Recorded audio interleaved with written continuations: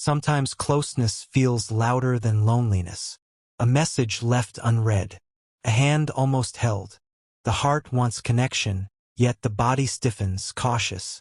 Fear of intimacy is rarely about love itself. It is about what love might awaken. Old echoes, unfinished memories, invisible risks. Fear of intimacy often hides in plain sight. It looks like independence, like self-sufficiency, like needing space.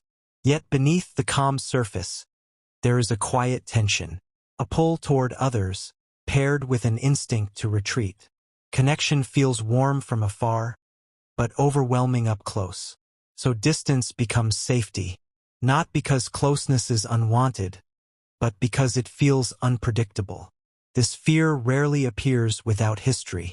It grows in moments when trust was inconsistent, when affection arrived with conditions, when vulnerability was met with silence, criticism, or absence. The nervous system remembers what the mind tries to forget. It learns patterns early. Love once felt like exposure. Care once felt temporary. So closeness became something to monitor, not rest within. Psychologically, fear of intimacy is a protective adaptation. Attachment theory explains it as a response to emotional uncertainty. The brain links closeness with threat, not comfort. Neuroscience shows how the amygdala stays alert, scanning for emotional danger. The body reacts before words form. Heart rate changes. Muscles tighten. Distance feels regulating. Intimacy feels dysregulating. This is not weakness. It is survival logic carried forward. Inside, there is conflict. One part longs to be known. Another part fears being seen too clearly. Opening up feels like standing without armor. There is a fear of needing too much, or being misunderstood, or losing control once closeness begins. So walls rise quietly, not out of coldness, but out of care for emotional safety. At some point, a realization forms. The fear is not of intimacy itself.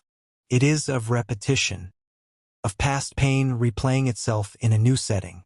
The body reacts to memory, not the present moment. And suddenly, the fear makes sense. It was never about pushing love away. It was about preventing harm from returning. Healing does not mean forcing openness. It begins with gentler awareness, noticing when distance feels like relief, when closeness triggers unease, allowing those signals to exist without judgment.